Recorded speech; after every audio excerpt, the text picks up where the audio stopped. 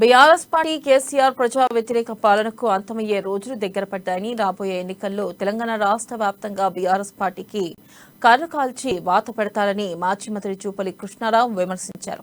కొల్లాపూర్ నియోజకవర్గంలోని వీపనగండ్ల మండల కేంద్రంలో ఇంటింటికి కాంగ్రెస్ కార్యక్రమంలో ఆయన పాల్గొన్నారు. గత 9 ఏళ్లలో కేసీఆర్ తెలంగాణకు చేసింది ఏమీ లేదన్నారు.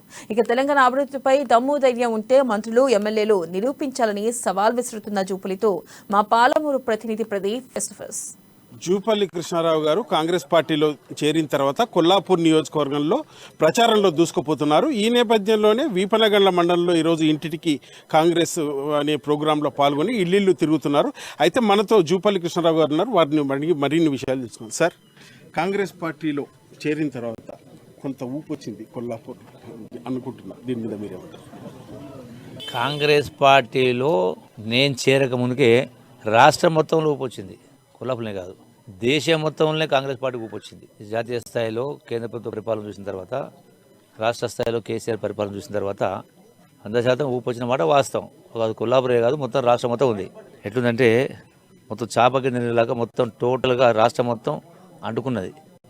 ఈ పరిపాలన, అవినీతి పరిపాలన, మోసం మాటల పరిపాలన, బోగస్ మాటల పరిపాలన, అరాచక పరిపాలన, కద్దాల పరిపాలన, ఇట్లా రకరకాలు ఉన్నాయి తప్ప ఇలా ఆల్రెడీ ఆ మైండ్ సెట్ ప్రజలు ఉన్నారు. ఇక్కడ ఈ ఊళ్ళో తిరుగుతుంటే వాళ్ళు డైరెక్ట్ వాళ్ళే చెప్తున్నారు, నీవు రావాల్సిన నువ్వు అడగాల్సిన అవసరమే లేదు, బుద్ధి తక్కువ ఈ ప్రభుత్వాన్ని గెలిపించినాం అని మాట్లాడుతున్నాం.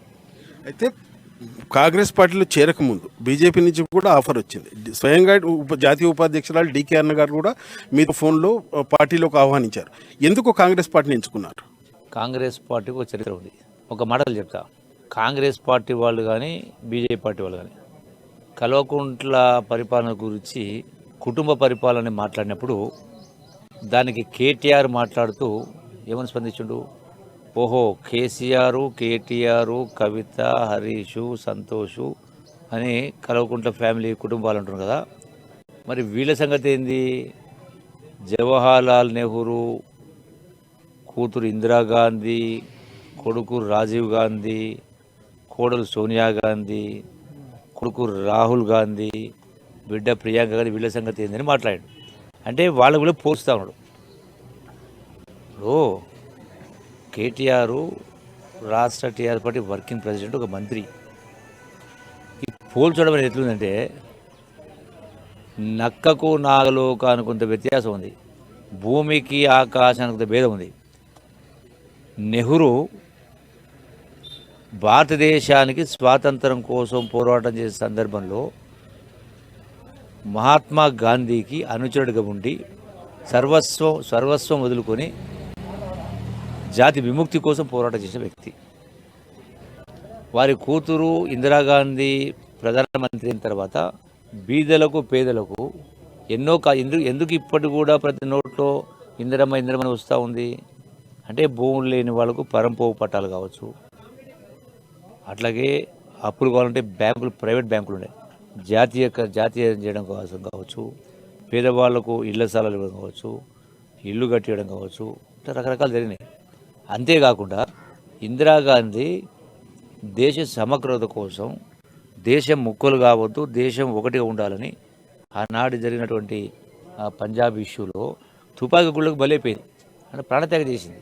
ఆమె ప్రాణాలు కూడా లెక్క చేయలే నిర్ణయాలు తీసుకున్నప్పుడు, భారతదేశం గురించి ఆలోచన చేసింది. తర్వాత కొడుకు రాజీవ్ గాంధీ ప్రధానమంత్రి అయితే, రాజీవ్ గాంధీ కూడా ఆనాడు శ్రీలంక ఇష్యూలో నిర్ణయం తీసుకున్నప్పుడు అతను కూడా హతమార్చిండు. అంటే దేశ సమగ్రత కోసం, దేశ ప్రతిష్ట కోసం చేసిన కార్యక్రమం చనిపోయింది. తర్వాత సోనియా గాంధీని మీరు మాట్లాడుతున్నాం. సోనియా గాంధీకి 2 సార్లు ప్రధానమంత్రి పదవి ఇస్తే కూడా నాకు వద్దు అన్న, తీసుకోలే. నిజమా వద్దా? మన్మోహన్ సింగ్ ప్రధానమంత్రి చేసింది, ఆమెకు అవకాశం వచ్చిన, కాంగ్రెస్ ప్రెసిడెంట్ అధ్యక్షుడు ఉండి కాంగ్రెస్ పార్టీ మొత్తం మెజార్టీ సీట్లు వచ్చిన, ఎంపీ గెలిచినా నాకు వద్దు ప్రధానమంత్రి అని మన్మోహన్ సింగ్ ప్రధానమంత్రి ఇచ్చింది. రాహుల్ గాంధీకి ప్రధానమంత్రి అవకాశం వచ్చినా తీసుకోలే, మన్మోహన్ సింగ్కి ఇచ్చారు. మీరు మాకు తెలంగాణ వస్తే చాలు, నేను దళితుని ముఖ్యమంత్రి చేస్తా ఉన్నారు. అలగ్గున పోయి సీటు మీద కూర్చున్నారు. తెలంగాణ వచ్చిన తర్వాత, అది పార్టీ వచ్చిన తర్వాత విన్నారు. మరి ఎంత భేదం ఉంది, వ్యత్యాసం ఉంది. భూమికి ఆకాశంతో వ్యత్యాసం ఉందా లేదా? అందుకనే అంటే ప్రజలు అమాయకులు, మేము ఏం చెప్పినా నమ్ముతారనేటువంటి విర్రబీగుతూ ఉన్నారు.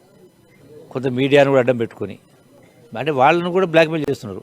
మీ మా వార్తలు రాకపోతే మీకు అడ్వర్టైజ్మెంట్లు ఇవ్వం.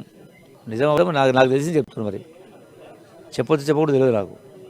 అంటే ప్రజల్ని మభ్యపెట్టే స్కీములు, ప్రజలు మభ్యపెట్టే మోసం చేసే కార్యక్రమం చేసుకుంటూ ఏ ఎలక్షన్ వచ్చిందంటే ఏం చెప్తే ఓట్లు వేస్తారో ఓ స్కీమ్ పెట్టడం, ఎలక్షన్ పేరు తీసేసి మళ్ళీ కొత్త పేరు పెట్టడం, మళ్ళీ ఇప్పుడు ఎలక్షన్ వస్తే మళ్ళీ కొత్త పేరు, దళిత బంధు అని ఇప్పుడు మళ్ళీ బీసీలు కాబట్టి మళ్ళీ ఇప్పుడు ₹1,00,000 ఇస్తామని.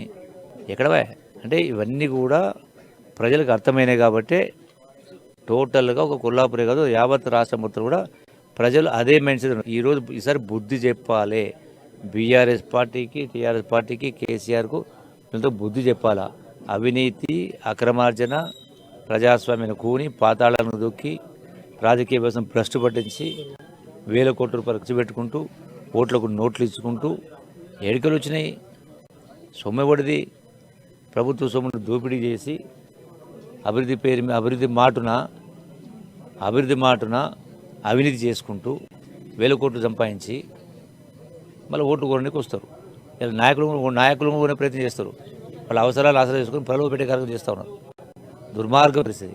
ఇక్కడైతే ఇంకా కొల్లాపులో అయితే నువ్వు నెంబర్ వస్తావా రావా, కనవాల్సి ఉండవా, లేకపోతే నీ మీద కేసు పెడతా, నీ మీద రౌడ్ షీట్ పెడతా, నీ మీద 4,000 కేసు పెడతా, నీ పొలం పంచాయతీ పెడతా, గెట్టు పంచాయతీ పెడతా. పోలీసు రాజ్యం నడుస్తూ ఉంది. నేను పోలీసు తప్పు పడ్డాను. దీనికి ప్రధాన కారణం కేసీఆరే. నువ్వు గొప్పగా చెప్పినావు, ఈ బిల్డింగ్లు కట్టినావు, ఆ బిల్డింగ్ కట్టినావు, జిల్లాలు చేసినావు, మండలాలు చేసినావు. ఏం లాభం? ఎవడైనా చూస్తున్నాడా? అడుగులకు మడుగులు అధికారులు పెట్టుకున్నారు, జిల్లా యంత్రాంగాల్ని, పోలీసులని, ఎస్పీలని, కలెక్టర్లను. ఇది కొల్లాపూర్ నియోజకవర్గంలో జూపల్లి గారు చెప్తున్నటువంటి పరిస్థితి. అయితే రాబోయే రోజుల్లో బీఆర్ఎస్ వైఫల్యాలు, ప్రజా వ్యతిరేక కార్యక్రమాలు కాంగ్రెస్ పార్టీని గెలిపిస్తాయంటున్నారు. ఇది ఇక్కడి పరిస్థితి. వీడియో జర్నలిస్ట్ మోహన్తో ప్రదీప్, అమ్మా న్యూస్.